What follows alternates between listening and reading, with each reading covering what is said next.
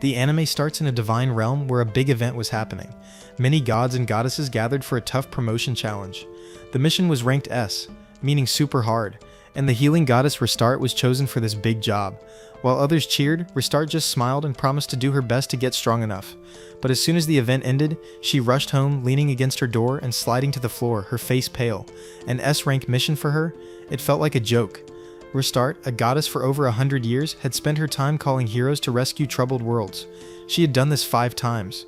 Other gods thought this was a small number. Most gods had saved 10 or more worlds, and older, experienced gods had saved over 100. A super hard S-rank mission was new territory for her.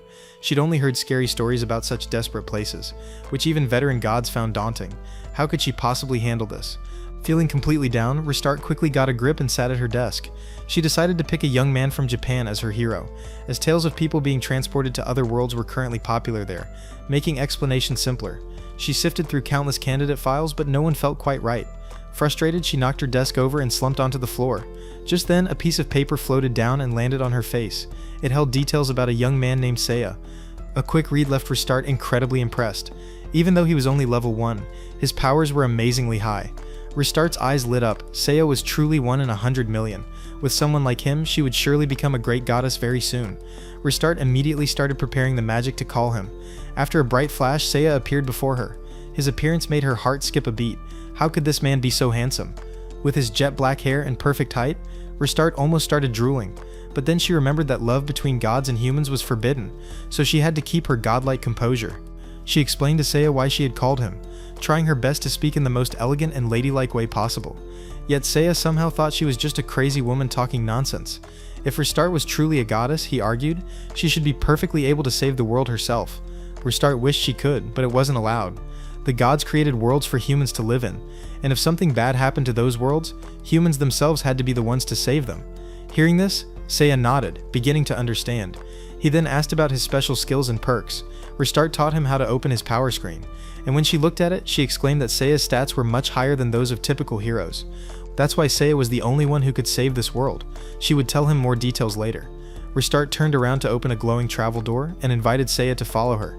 Seiya immediately refused, unwilling to enter a dangerous world without weapons or getting ready. Restart tried to convince him, pointing out his higher than normal stats and her presence to help him, promising he wouldn't die. Seiya pushed Restarte against the wall, pointing out that she was just a helper, while he had to do all the hard work.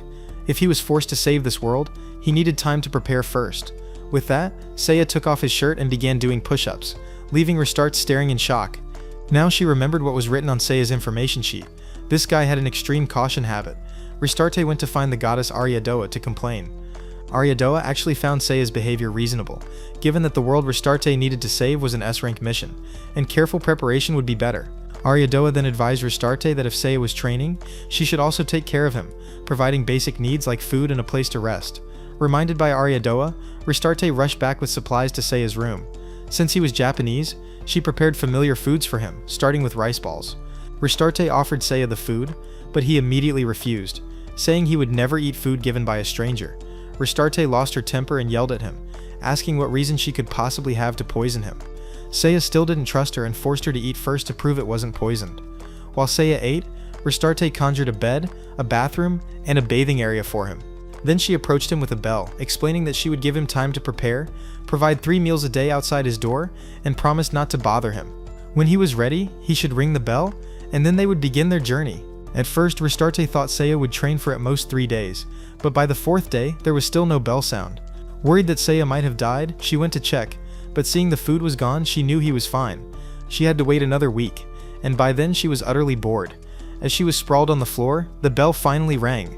Restarte rushed to check on Seiya, who showed her his stats. Just a glance made Restarte's eyes bulge. She couldn't believe that through physical training alone, Seiya had gotten much stronger and even gained special skills. Seiya had planned to reach the highest level before going to save the world, but seeing how pathetic Restarte looked, he decided to start the journey now. Restarte opened a portal and pulled Seiya through. They teleported to a lush green field.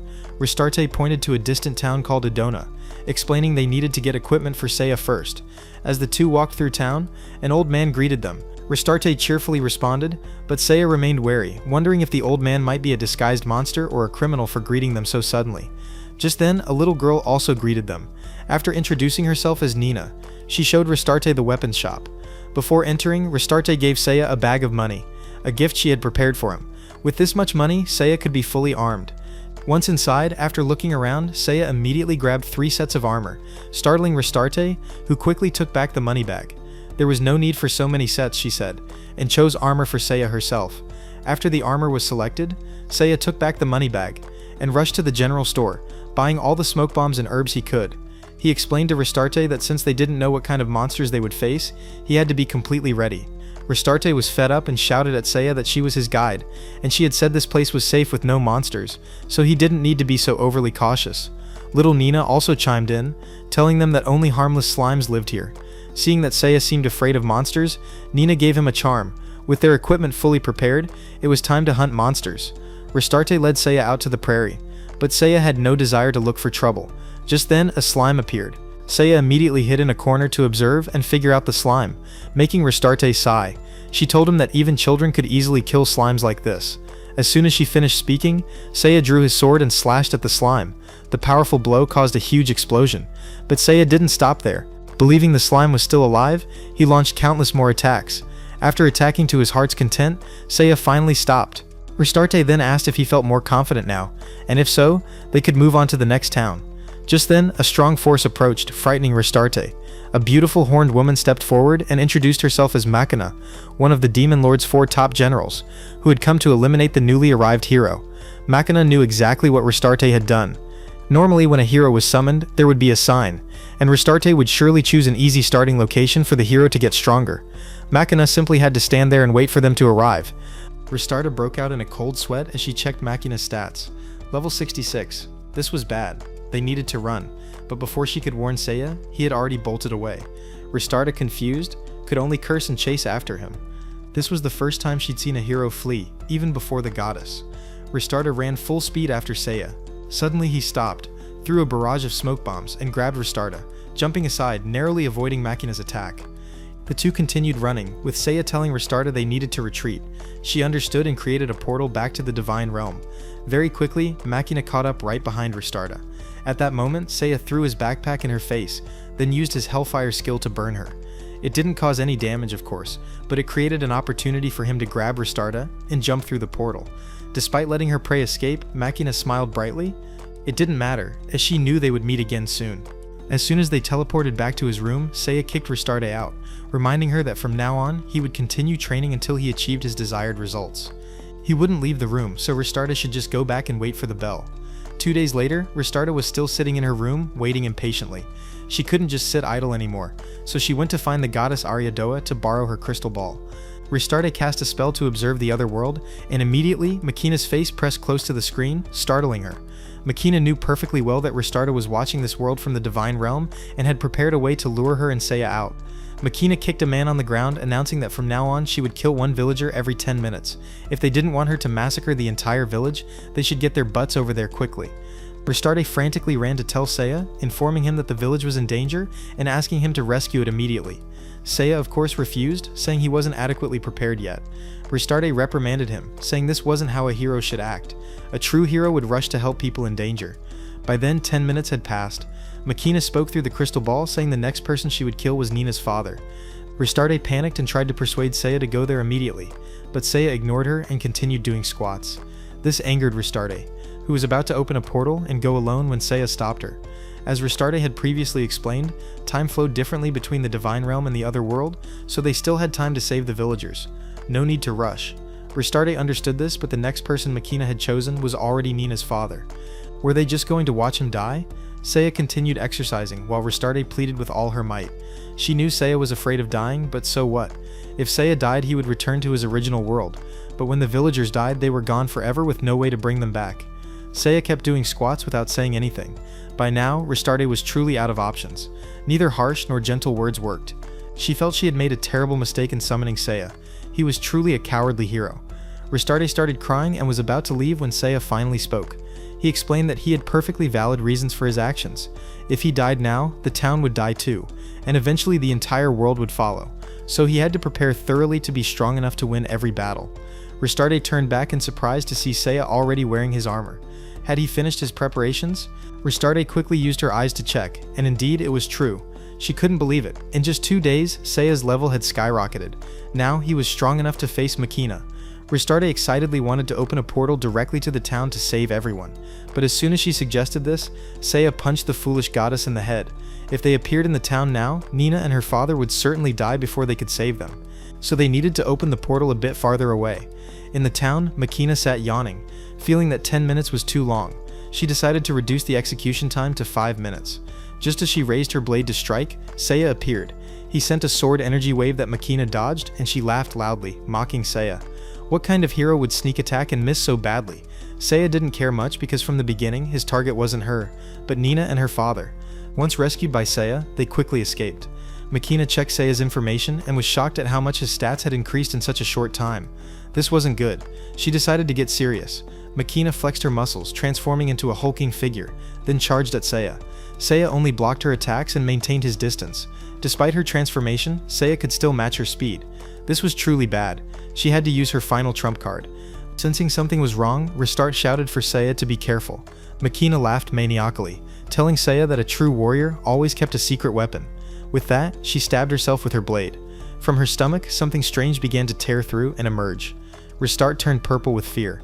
So this was Makina's true form. Looking at her stats now, they were even more terrifying, even exceeding those of a low-level demon lord. Having completed her transformation, Makina began taunting Seiya. Had he seen what power beyond his understanding looked like? She declared she would defeat Seiya in one blow, then charged at him. Restart burst into tears, apologizing for making Seiya face such a powerful opponent. When the dust cleared, somehow Seiya had blocked the attack. Restart immediately understood the situation. There was only one possible explanation. Seiya's stats were much higher than Makina's. She tried to use her skill to see through Seiya's information, which he had hidden. Restart refused to give up, using all her strength to look until her eyes nearly popped out. She was astonished to find that Seiya's stats were 10 times higher than what she had seen before. Restart began analyzing what she had witnessed. From the moment Seiya arrived in this world, he had concealed his true stats. When he first met Makina, he could have defeated her immediately, but chose to return and train more. Just how cautious was this guy? Restart couldn't even imagine. Makina flew into the air, preparing to launch another attack. In the blink of an eye, Seiya appeared before her, making Makina break out in a cold sweat. At this point, surrender was no longer an option. Seiya drew his blade, channeled fire into his weapon, and sliced Makina to pieces instantly. After Seiya landed, Restarte ran up to scold him for hiding his true strength from his teammate. Seiya looked at Restarte with contempt, saying he wanted to tell her, but if Restarte could see his stats, so could the enemy. Besides, with Restarte's pig brain, she would definitely leak the information, so it was better to be cautious from the beginning. The townspeople gathered around to thank Seiya for saving them and invited him to a celebration feast. Seiya ignored them, grabbed a broom and began sweeping, to everyone's confusion. After sweeping up Makina's remains, Seiya began burning them with fire, not just once but countless times. Seiya burned them until he felt it was enough, burning so thoroughly that the town also turned to ashes, resulting in Restarte and Seiya being kicked out of there. Nina and her father ran after them to thank Seiya. The father had nothing but a little spare change to repay him for saving their lives. Seiya took it without hesitation and even demanded more from him, embarrassing Restarte, who hastily bid farewell to the father and daughter and dragged Seiya away. After walking a bit further, Restarte wanted to head to the next town, but Seiya refused. He believed that after defeating one of the top generals, the Demon Lord would send even stronger enemies, so he would return to the Divine Realm to train and prepare more thoroughly. Despite Restarte's pleas and persuasion, Seiya didn't care. He pointed at Restarte's face and declared that she was completely useless and unhelpful, so she should open the portal and go back now. After returning to the Divine Realm, Restarte went to complain to Ariadoa again. That hero only knew how to work out. His head was filled with nothing but fitness. Hearing this, Ariadoa laughed and advised Restarte not to rush. After all, Seiya couldn't train forever, so she should just be patient and wait. Restarte was feeling quite urgent by now. She wanted to quickly complete this mission and be promoted to a great goddess like Ariadoa. At this point, Ariadoa shared her own story with Restarte. She was a goddess who had saved 300 worlds, but had failed to save one due to her own mistake. Restarte quickly tried to console Ariadoa, saying that out of 300 worlds, failing only one wasn't a big deal. But Ariadoa didn't see it that way. It might not matter to them, but for the people of that world, it mattered a great deal. Ariadoa was about to end her story and go make some tea when Seiya suddenly burst in. Seeing Seiya, Ariadoa immediately approached to introduce herself and ask about his problem. Seiya explained that no matter how many sit-ups or push-ups he did, his level wouldn't increase anymore. Restarte's eyes lit up, Finally, this guy had reached his physical training limit, so she invited Seiya to go kill monsters to get stronger. Seiya immediately refused, saying fighting carried too many risks. He wanted another method that was safer and more effective. He'd heard Restarte could create anything in the Divine Realm, so he wanted her to make some training equipment for him. Restarte tried to persuade Seiya that even if she created these things for him, he would eventually reach a limit, just as he had with physical training. So why not hunt monsters to both get stronger and gain combat experience? Wouldn't that be better? Seeing the two argue, Aryadoa spoke up. She had an idea for Seiya. If he didn't want to fight monsters, she could help him train with the gods in the Divine Realm. Restarte quickly pulled Aryadoa aside, pointing out that training humans was forbidden, and besides, neither of them was a combat deity, so how could they train Seiya? Aryadoa smiled and looked out the window, pointing to a very diligent deity in the distance. The god Aryadoa mentioned was Celsius, the god of swords. Aryadoa approached him on everyone's behalf to ask for his help. Since Aryadoa was a high-ranking goddess, Celsius couldn't refuse, but he approached Seiya with a warning. His training regime was extremely rigorous, and an ordinary person like Seiya would struggle to keep up. Seiya didn't want to waste time arguing and stepped onto the training field, ready to begin immediately. Both drew their swords, and Celsius attacked first. Seiya observed and blocked every move, impressing the god. After the first day ended, Restarte, not wanting to make Seiya uncomfortable with her presence, didn't go to the training ground. Instead, she wandered into the dining hall and met Celsius. She took the opportunity to ask how Seiya was doing. Celsius was very impressed with Seiya's performance, saying he was different from other heroes. He learned very quickly, though he still couldn't match the god's skill. On the second day, Restarte met Celsius in the dining hall again, but this time he was completely different. No longer confident like the day before, Celsius was stuttering and sweating. He told Restarte that there was something not right about Seiya. He learned too fast. Restarte wasn't too surprised and explained that Seiya had a skill that boosted his experience points. On the third day, Restarte went looking for Celsius again. This time, he wasn't sitting in the middle of the dining hall, but was huddled in a corner. Sensing something was wrong, Restarte approached to ask, but Celsius said nothing and left. The fourth day arrived. Since she hadn't learned anything the day before, Restarte specifically went to find Celsius's favorite foods, hoping to learn more about Seiya's progress. When she opened the door to get the food, somehow she found Celsius hiding in a corner, looking terrified. Celsius whispered in Restarte's ear that the hero she was managing had gone mad.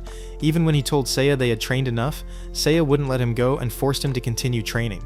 Celsius hadn't slept for days. He's not a hero. He's an executioner, a super executioner. Celsius screamed. Just as he finished speaking, Seiya appeared before them, frightening both deities. Seiya didn't want to waste more time and called Celsius to continue training.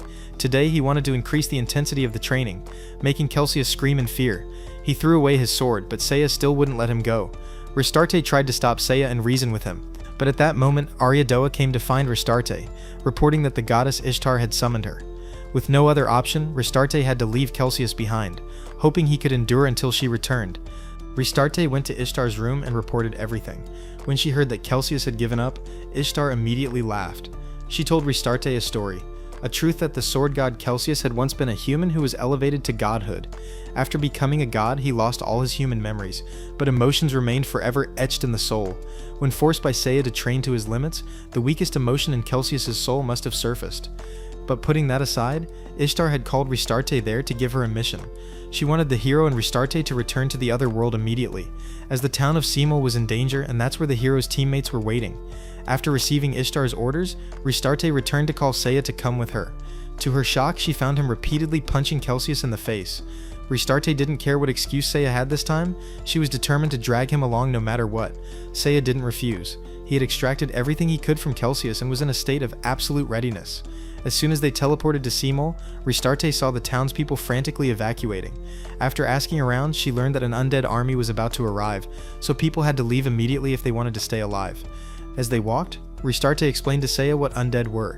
As soon as he learned they were afraid of holy water, Seiya rushed into a store, wanting to order 1,000 bottles of holy water just to be safe, but the seller couldn't provide that many, greatly frustrating Seiya.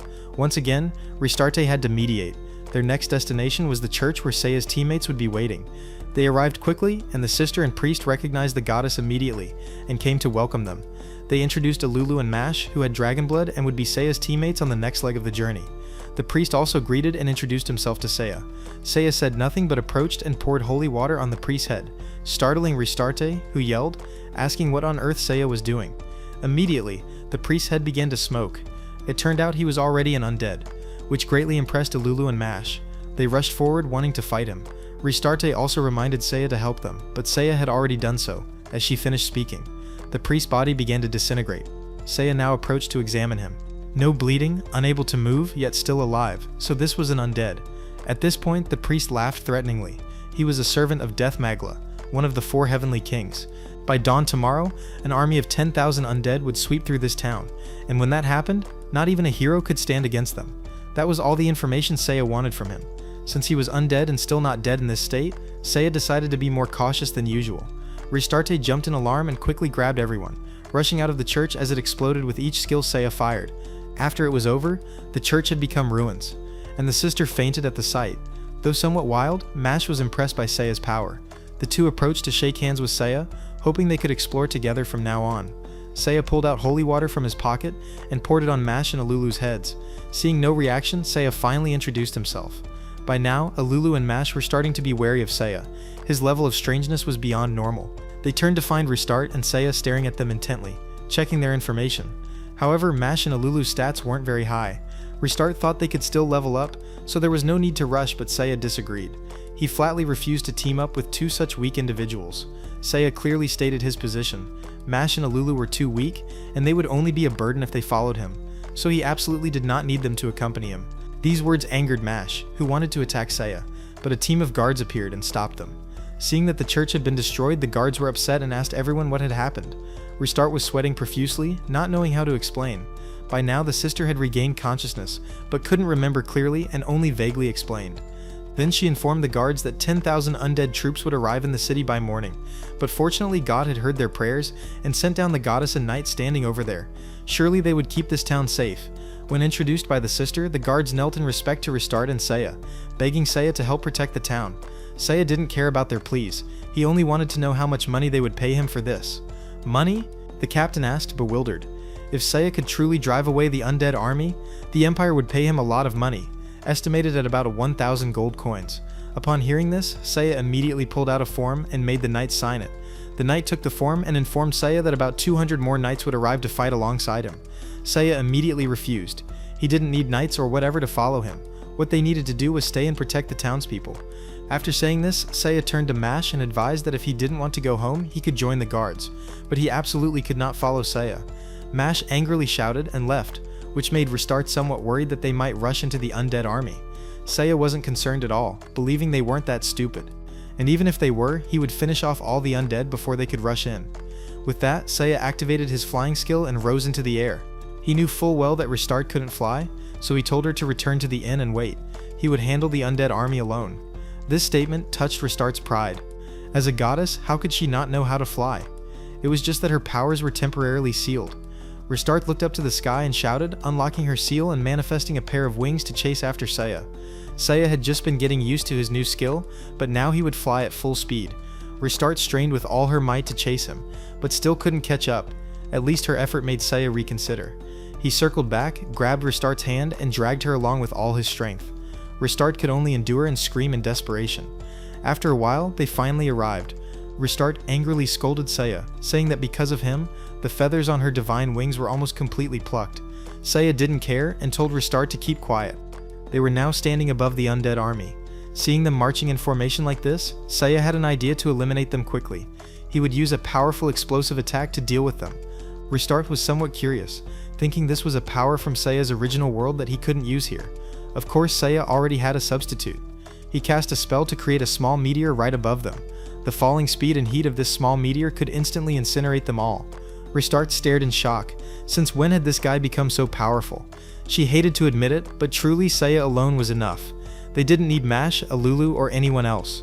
An idea immediately formed in Restart's mind. If Seiya were to throw such an attack at the Demon Lord's castle now, wouldn't they have already conquered this world? Seiya was preparing to cast a second spell when he suddenly stopped, complaining that he had used too much magic, so Restart had to help Seiya return to town. Alulu came to Restart to inform her that Mash had completely disappeared 2 days ago. Hearing this, Restart comforted Alulu, saying there was no need to worry. Currently, the undead army had been completely eliminated, so the chances of Mash running into trouble were minimal. Moreover, they had the hero Seiya here, though at the moment he was absorbed in researching some kind of combination skill. After chatting with Alulu, Restart went to Seiya's room. To her surprise, Seiya had managed to create a special platinum sword using Restart's hair to enhance its power. Restart was about to scold Seiya when the landlady entered the room, carrying a package she had been asked to deliver to Seiya. Restart eagerly opened it to check. Inside was an exquisitely crafted mirror. Restart immediately struck some seductive poses, admiring herself in the mirror when suddenly the image in the mirror changed. Alulu immediately recognized it was Mash. A growling voice began to speak. It was Death Magla, one of the 4 heavenly kings of the Demon Lord. Last time he had been lucky to survive when controlling the undead army from afar. That army had taken him so much effort to create, yet Seiya had ruthlessly destroyed it. Because of this, he had decided to take revenge on them. Mash was tightly bound to a torture chair, but Death Magla had grown bored with him. He would execute Mash in front of them. He held a knife to Mash's throat, giving him a few last words. Mash smiled without fear or anger, only admiring Seiya's strength. Though somewhat of a jerk, Seiya was truly the one who could save this world, and Mash hoped Seiya would carry on for him in the journey ahead. Only now did Seiya step up to the mirror. He told Restart to open a portal back to the Divine Realm, then looked at Mash and decided to let him join as his equipment carrier. Hearing this, Death Magla laughed loudly. What were they trying to do? They were only talking through a mirror. Seiya could never save Mash. Seiya didn't care and drew his sword, instantly cutting off Death Magla's hand to Restart's surprise. Since the incident with Nina's father being held hostage, Seiya had prepared for similar situations.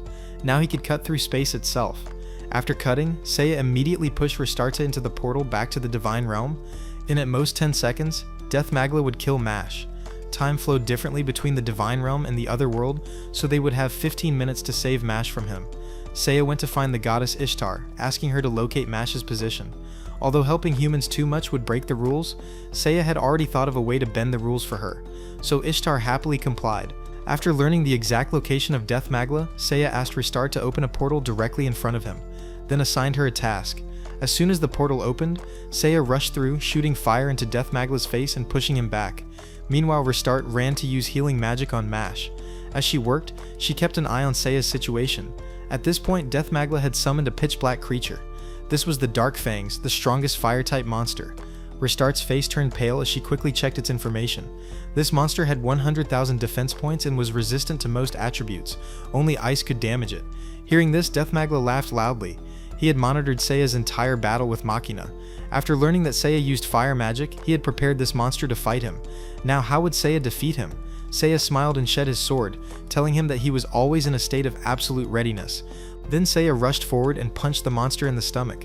Frustrated, Death Magla pumped all his power into the flame, wanting to incinerate Seiya in one more blow.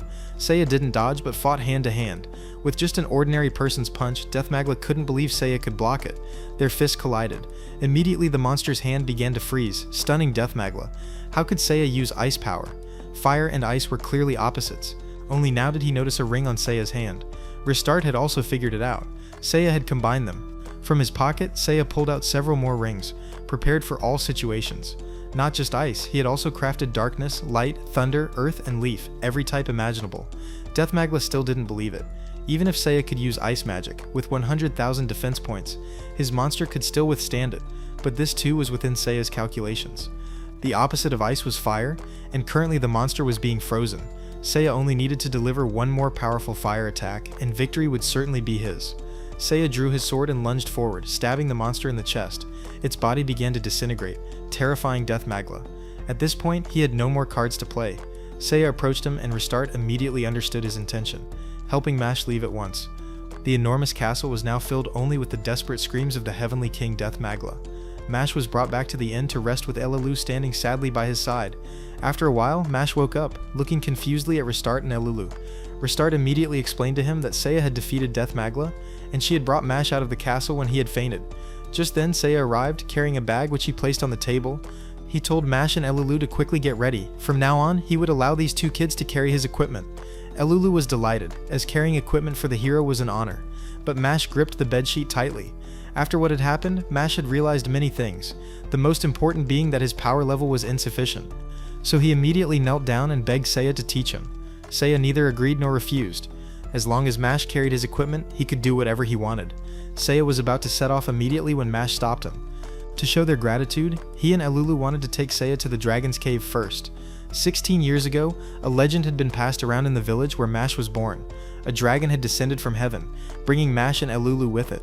The villagers had told Mash that there was a seal there, and if the prophesied hero came there with Mash and Alulu, they could break the seal, and Seiya would receive a legendary weapon capable of defeating any enemy. Hearing about a legendary weapon, Restarte's eyes lit up. She rushed over to beg Seiya to go there with the children. Seiya refused immediately, saying he had somewhere else to go first. Restarte opened a portal to bring Seiya back to the Divine Realm, and this time Mash and Alulu accompanied them. It was their first time in the Divine Realm, and they were extremely excited, asking Seiya for permission to look around a bit. But Seiya grabbed them, saying there was no time for that. The group went to the dining hall together. Restarte looked left and right, but couldn't see Celsius anywhere. It turned out he was wearing an apron and baking. As soon as he saw Restarte, he immediately tried to hide, but how could he escape Seiya's notice? When Restarte asked what he was doing there, Celsius made the excuse that he had put down his sword and switched to baking. Seiya didn't care about his hobbies. He pointed his sword at Celsius's face, wanting him to return to his main duty. Celsius screamed in fear and refused, saying he wouldn't train anyone anymore. But when Restarte pushed Mash forward, Celsius's attitude changed immediately. Mash's stats were too weak, much weaker than Celsius's, so he laughed loudly and agreed to teach Mash. Alulu would receive a different training course. Restarte took her to meet the fire goddess Hayaka. Helping humans save the world was the responsibility of the gods, so Hayaka couldn't refuse Restarte. After arranging for the two children, Seiya and Restarte left. Next, Seiya wanted to find someone to train him. Hearing this, Restarte silently cursed Seiya. After what he had done, who would want to teach him? While lost in thought, Restarte bumped into a massive deity. It was Valkyrie, the goddess of destruction. She immediately grabbed Restarte by the collar and threatened her. How dare a third-ranked goddess block her way? Restarte fearfully apologized to Valkyrie, after which Valkyrie began to tease her a bit. Once she was done teasing, she was ready to leave. Although Seiya didn't want to admit it, he had to tell Restarte that he sensed a terrifying power emanating from Valkyrie. This was certainly true, because from what Restarte knew, she was the strongest goddess in the Divine Realm. Restarte also advised Seiya not to even think about asking her to teach him, as Valkyrie would kill any ordinary person who dared to speak to her. Before Restarte could finish her sentence, Seiya had already rushed over to ask Valkyrie to teach him. Seiya's impudent attitude made Valkyrie extremely angry. Restarte tried to beg Valkyrie for forgiveness, but Valkyrie didn't care. It was too late for apologies, and she would kill Seiya right there. Just as she was about to act, the goddess Aryadoa appeared and apologized to Valkyrie on Seiya's behalf. Since Aryadoa was also a high-ranking goddess, Valkyrie didn't want to make things difficult, but in return she wanted Aryadoa to let her grope her chest freely. Aryadoa reluctantly agreed. After Valkyrie left, Aryadoa turned to scold Seiya. Learning that he wanted someone to train with, Aryadoa called Seiya to come with her. She took Seiya to meet Adanella, the goddess of war, and asked her to train Seiya. Train a human? Adanella laughed out loud. That would be fun. In a flash, Adanella appeared behind Seiya, telling him she only had one move. This move was too fast, much faster than the speed that ordinary human eyes could see. Could Seiya learn it? Seiya accepted the challenge without a second thought. The first day of learning began. As usual, Restart brought food for everyone. Mash was fine. Alulu was doing well with the goddess Hayaka. And finally, Restart went to Seiya's training place, where she found Adanella sitting against a wall. When asked, Adanella's face turned red as she explained while laughing that she had to admit this hero was a bit strange, but teaching him was quite fun. On the second day of training, when Restart brought food, she found Mash and Seiya already sitting in the canteen. Mash had called Seiya out wanting to learn more from him. Seiya, having finished his business, stood up to leave while Restart sat down to ask Mash what exactly Seiya had taught him. Of course, it was all theories about being excessively cautious. The third and final day of training arrived. After the session, Restart came to pick up Mash, preparing to return to the other world.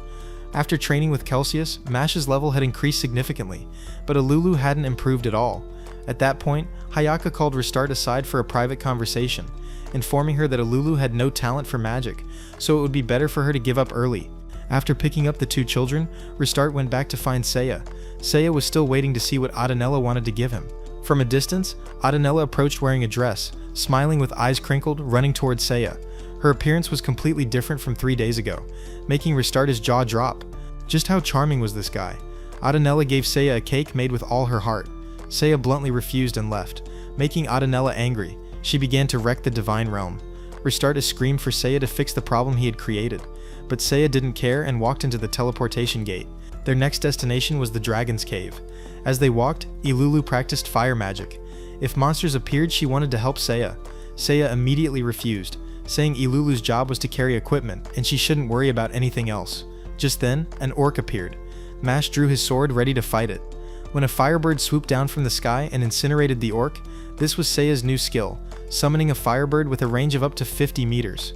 Any monster within this range would be targeted. Several more waves of monsters appeared, all of which were eliminated by the firebird. The group reached a nearby town to buy more equipment. To enter the cave, they needed torches. This was when Seiya tested Mash, asking him how many they should buy. Mash confidently answered, 50.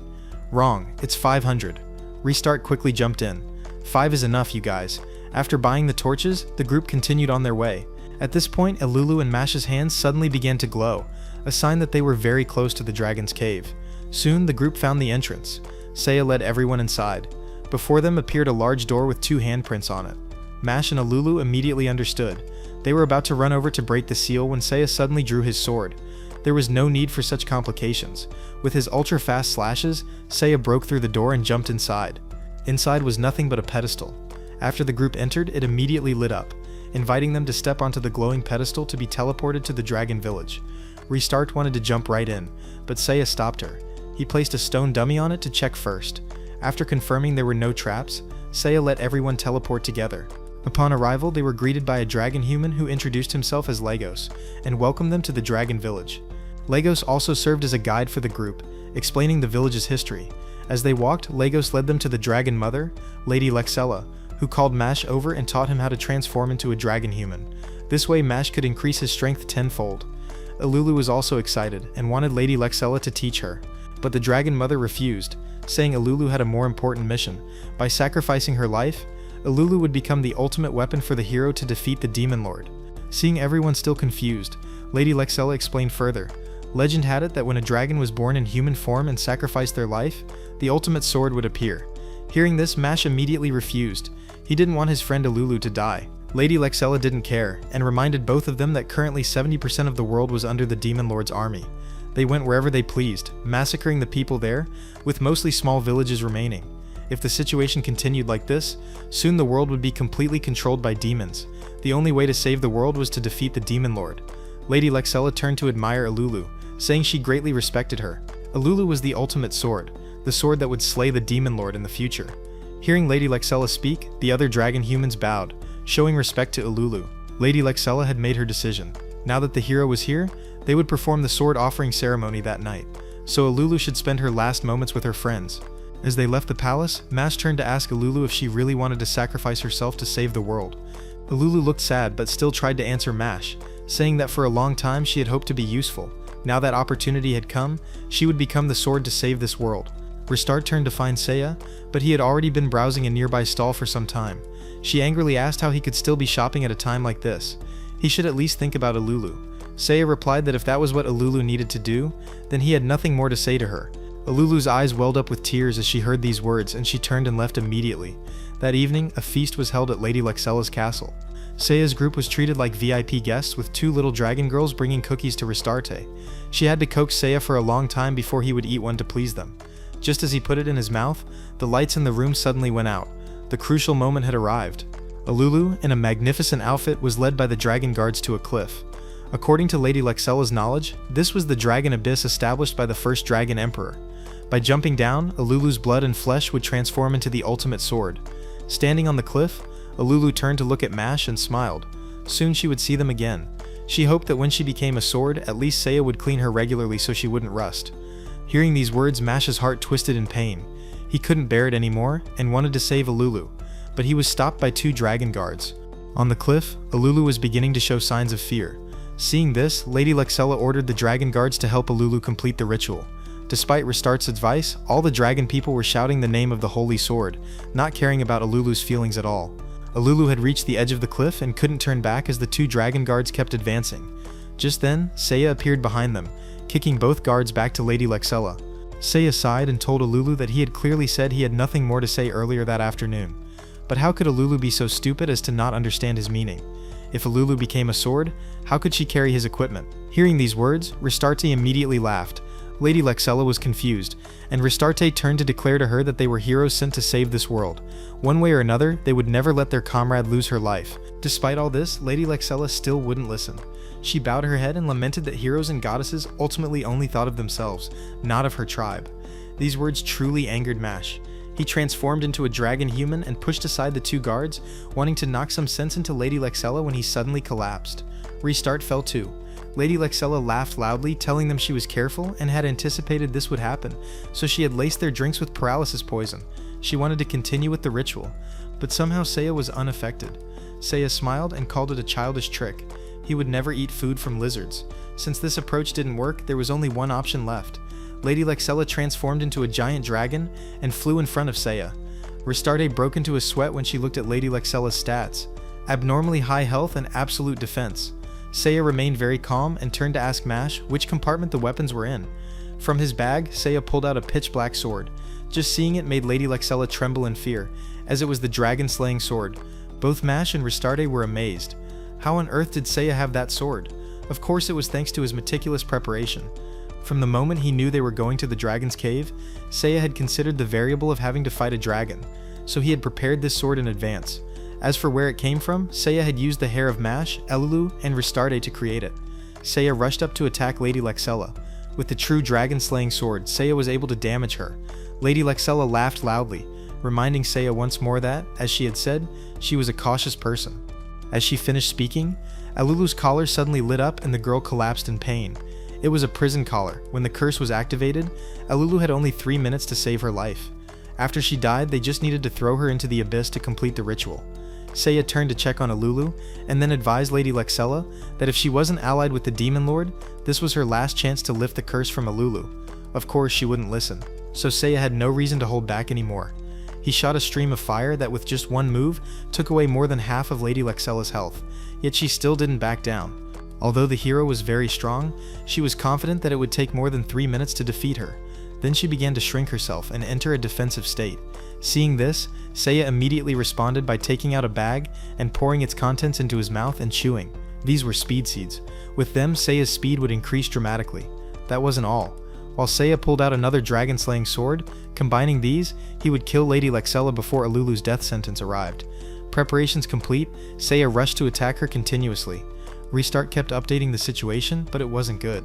Lady Lexella's defense was too high. Despite Seiya's constant slashing, she barely lost any health. With only 1 minute left, Lady Lexella laughed and advised Seiya to stop this meaningless battle. Seiya continued to attack and sneered contemptuously at her. "And you call yourself cautious?" This statement made her realize that she was being gradually pushed to the edge of the abyss. Restart managed to stand up and advise Lady Lexella to lift the curse from Elulu, and then everything would stop right there.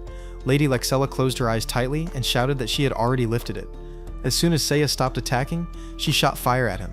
Seiya immediately responded with a sword stroke, pushing her away from the abyss. At least she still had wings to save herself, so she remained confident. But no matter how much she flapped her wings, she couldn't fly up. Lady Lexella broke into a sweat and turned to check. To her horror, her wings had already been shattered. She plunged straight down into the abyss. Only then did Seiya carry Elulu back to Restart. At this point, Restart curiously asked Seiya when he had destroyed Lady Lexella's wings. Of course, it was before she hardened herself. Seiya had prepared for every possible scenario.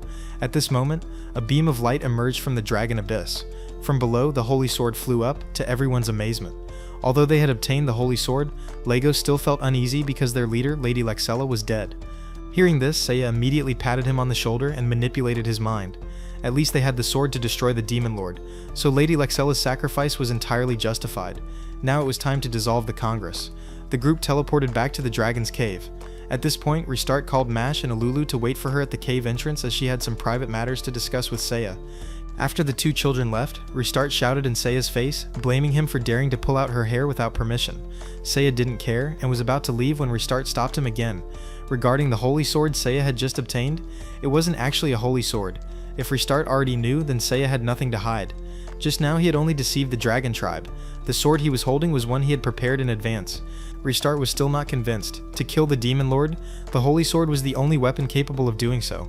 Seiya didn't think so. If not this way, there would be another way. Everything would be fine. With that, Seiya called Elulu to leave the cave with him. Just as they reached the entrance, they found Elulu and Mash in a state of fear. In front of the cave was a group of guards, seemingly there to eliminate Restart and Seiya on someone's orders. The captain of the soldiers stepped forward to greet everyone, then informed them that the night squad led by Princess Rosalie was currently fighting monsters at Fort Gaia Brande. He hoped the hero and goddess would go to rescue them. Restart sighed upon hearing this. At least let them rest a bit first, but the captain wanted them to depart immediately, fearing they wouldn't arrive in time to help. he personally would take Seiya and restart there. "That's not necessary," said Seiya as he flew into the air. "A normal person who can fly? Indeed, he is the hero," the soldiers exclaimed in admiration. With the hero's power, he would surely defeat Beelzebub. When Restart inquired about this name, the captain explained further. It was a monster in the shape of a fly leading other flies in attacking Fort Gaya Brande. That information was enough. Seiya called Mash to accompany him while Alulu would go with Restart. The group flew together toward Fort Gaya Brande. While flying, they suddenly noticed a dark cloud. Restart's eyes bulged as she realized with a start that it was Beelzebub's fly army. The group hid in a corner to observe. These flies were all above level 30, much tougher than the undead, Seiya assessed. Just then, Beelzebub's voice rang out. At the edge of the forest, soldiers were desperately fighting against the fly army. Restart checked Beelzebub's stats. He wasn't one of the 4 heavenly kings, but his speed was abnormally fast. His fly army was extremely powerful and brutal. On Beelzebub's command, they snatched soldiers up high, then dropped them to shatter their bones and flesh. Watching this scene, Beelzebub laughed loudly, declaring he would slaughter everything until the hero appeared. Now Seiya understood why Fort Gaya Brande hadn't fallen yet. This guy was trying to lure him out. After Beelzebub left, Seiya approached the soldiers. Rosalie, barely able to see, immediately recognized Hero Seiya. She urged her soldiers to prepare a counterattack, but was stopped by Carlo. There were still too many wounded, so he asked Rosalie not to be hasty. Seeing his point, Rosalie invited Seiya's group to Fort Gaya Brande to discuss strategy. As they walked, Carlo explained the situation to Seiya. Everything Beelzebub did was to lure Seiya out. Even if he destroyed the fort, he couldn't advance deeper into the Empire, because if he went any further, the Empire's greatest general would eliminate him immediately. Seiya found this perplexing. If this general was so powerful, why wasn't he saving the world? There had to be a reason. Though it wasn't clear what, the great general was bound and couldn't leave the capital. Carlo brought everyone to the meeting room. Before the meeting began, Seiya needed to ensure his safety first. Then came a series of possibilities that Seiya predicted. Disguised monsters, a booby-trapped castle, eavesdroppers. After checking everything and finding no problems, Rosalie angrily told him to stop this nonsense. There was no need for a meeting anymore. She and the hero would attack the demons directly. Seiya agreed, but only with the first part, no more meetings. Seiya decided to leave this place and return to the Divine Realm to train more, including training the whole group. Rosalie's mouth fell open. Was Seiya abandoning them? At this point, Restart spoke up to defend Seiya, explaining that time in the Divine Realm was different from here, so they didn't need to worry. Hearing this, Rosalie shifted her attention to Restarte. If Seiya needed more training, then the goddess could fight alongside her instead. Seiya immediately dismissed this idea, telling Rosalie that Restarte might carry the title of goddess, but she was useless and couldn't do anything. The only option was for them to wait here while he returned to train more.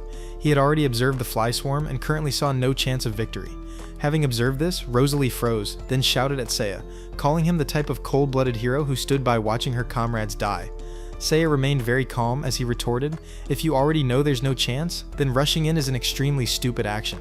In such cases, you must calmly calculate the next steps." Rosalie pointed at him, accusing him of being a coward. Hearing this, Restart also spoke up to defend him, saying he was just excessively cautious. But it was precisely this cautious nature that had helped them win several battles already. Restart hoped Rosalie would stay and wait a bit until Seiya returned. Hearing this, Rosalie turned to scold Restart. What would an immortal deity know about life and death? 100 of her soldiers had died. How could Restart understand? Suddenly, Seiya spoke up in rebuttal. The one who killed them was Rosalie herself. Because she had no strategy, she led them to their deaths. Rosalie, furious, rushed forward to slap Seiya, but he deflected her hand and slapped her back to everyone's astonishment. Rosalie still wouldn't give up, trying to attack several more times until both her cheeks were swollen from Seiya's slaps. Rosalie was enraged and burst into tears, but Seiya didn't care and asked Restart to open a portal back to the Divine Realm. As soon as they returned, Restart approached Seiya, saying his behavior wasn't right at all. After all, Rosalie was still a woman. Seiya clenched his fist and replied that even if she was a woman, he could never forgive her stupid way of thinking. Next came the plan to defeat the fly swarm. In his original world, Seiya would just need a gun, but since there were no guns here, he had to substitute with a bow and arrow. After that, he was led by Restart to meet the bow goddess Midas. Seiya didn't let Restart introduce or greet her, but went straight to the point. He wanted to know how many arrows Midas could shoot at once. Hearing this, Midas put down her wooden bow and conjured a magic bow. As she demonstrated, she answered Seiya. At maximum, she could shoot 7 arrows simultaneously with perfect accuracy. If Seiya wanted to learn, he first had to know how to create a magic bow. Hearing this, Seiya turned to ask Alulu to teach him how to create a fire bow. Whatever Alulu showed him, Seiya could do without any difficulty. Seiya stayed to learn from Midas while Mash and Alulu were led away by Restart. Mash also wanted to find someone to train him, but Alulu didn't. At this point, the little girl just wanted to sit and eat candy. Just then, Celsius walked by. Seeing Restarte, he immediately approached to gently remind her about Adenella. Only with his reminder did Restarte remember that Seiya had previously broken a girl's heart. Celsius also felt that Adenella's situation wasn't good. All day she kept muttering about killing Seiya, and likely she was still obsessing over it. Restarte worriedly went to find Ariadoa for help. After hearing the story, Ariadoa smiled and reassured Restarte not to worry. Someone as cautious as Seiya would never be ambushed. Then Ariadoa turned to look at Mash. Knowing that there was a seal within his body, since seals were her specialty, Ariadoa decided to help Mash remove it. Not only Mash, but Alulu also had hidden skills, so Restarte left the two children with Ariadoa while she went alone to Adenella's house. As soon as she entered, the scene before her frightened Restarte. The walls were covered with the word kill, written in blood. Adenella suddenly appeared behind Restarte, asking if Seiya had returned with her. Restarte broke into a sweat as she replied, making the excuse that this time she had come back on her own without bringing Seiya along. After leaving Adenella's house, Restarte ran straight to warn Seiya. If he had trained enough, they should flee quickly. But it was too late. Adenella was already standing right behind Restarte.